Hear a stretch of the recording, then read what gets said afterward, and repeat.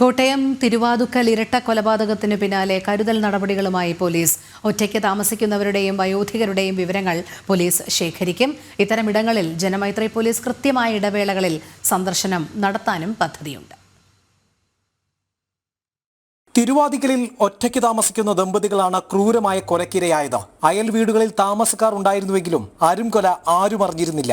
ഈ സാഹചര്യത്തിലാണ് ഒറ്റയ്ക്ക് താമസിക്കുന്നവരുടെയും വയോധികരുടെയും ഡാറ്റാ ബാങ്ക് സ്വരൂപിക്കാൻ കോട്ടയം പോലീസ് പദ്ധതിയിടുന്നത്. സ്റ്റേഷനുകളിൽ ബീറ്റ് അടിസ്ഥാനത്തിൽ ചുമതലപ്പെടുത്തിയ ഉദ്യോഗസ്ഥർ വീടുകളിലെത്തി വിവരങ്ങൾ ശേഖരിക്കും. പഞ്ചായത്ത്, നഗരസഭാ വാർഡുകൾ തിരിച്ചാകും വിവരശേഖരണം. വാർഡംഗങ്ങൾ മുഖേനയും ജനജാഗ്രതാ സമിതികൾ വഴിയും പ്രാഥമിക വിവരങ്ങൾ കണ്ടെത്തും. സ്റ്റേഷൻ ഹൗസ് ഓഫീസറുടെ നേതൃത്വത്തിൽ പ്രതിമാസ വിലയിരുത്തലുകളും ഉണ്ടാകും. ഇത്തരം വീടുകളിൽ ജനമൈത്രി ബീറ്റ് പോലീസ് ഓഫീസർമാർ മാസത്തിൽ 2 തവണയെങ്കിലും സന്ദർശനം നടത്തുന്ന വിധത്തിൽ ക്രമീകരണം ഏർപ്പെടുത്താനാണ് പദ്ധതി. അയൽക്കാരുടെയും ബന്ധുക്കളുടെയും വിലാസവും ഫോൺ നമ്പറും പോലീസ് സൂക്ഷിക്കും.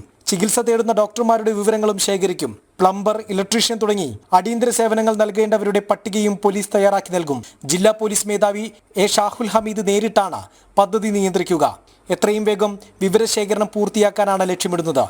ജനം, കോട്ടയം.